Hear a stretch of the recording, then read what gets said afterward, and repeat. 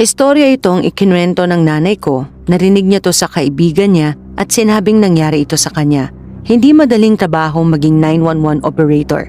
Mahaba ang oras, mababa ang bayad, at marami kang mararanasan na malupit na bagay.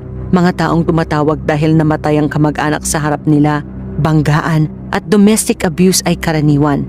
Pero kahit ganun, masaya ako sa trabahong ito. Nakakausap ko ang maraming tao at malapit kami lahat sa trabaho. Kaya ako tumagal ng halos 20 years mula nung ako'y nasa early 20s hanggang early 40s bago ako nagpalit ng trabaho. Marami akong natanggap na mga tawag, pero may isang hindi ko makalimutan at nakakapanginig ang kinikwento ko. Ito ang kwento ko. Kakasimula ko lang ng shift na simula sa 6 p.m. hanggang 6 a.m. Walang tao sa opisina at konti lang ang operators. Nakalagin ako at nagtatrabaho. Ang unang oras ay normal, walang nangyayari. Pero nung mga alas 7 ng gabi, may pumasok na tawag. At sinagot ko, 911, ano ang emergency? Walang sagot. Naghintay ako bago magsalita. Hello? Tinatawagan mo ang 911? Pwede ka bang matulungan? Yes, hi. May boses na nagsalita.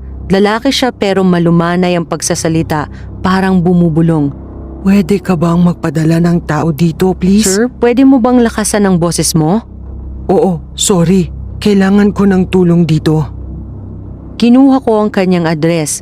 Nilakasan niya ang boses pero tahimik pa rin. Kalmado siya pero di tama ang paghinga niya. Naisip ko na baka siya bumubulong ay dahil ayaw niyang marinig siya ng kung sino o ng kung ano. Anong tulong ang kailangan niyo? Kailangan kong malaman para makapagpadala ng tulong. May lalaki sa aking sala. Lalaki? Anong ginagawa niya? Wala. Nakatayo lang siya doon. Hindi gumagalaw. May sinabi ba siya? Wala kahit anong salita.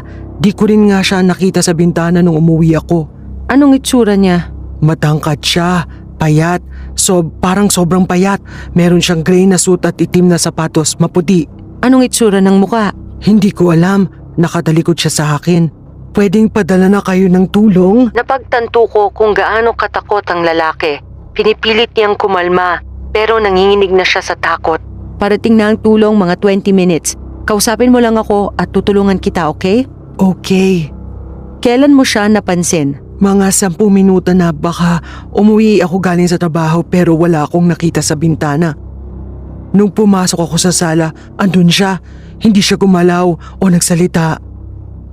Asan ka ngayon? Ako ay nasa hallway sa isang upuan. Pag lumiyad ako paharap ng konti, makita ko ang sala.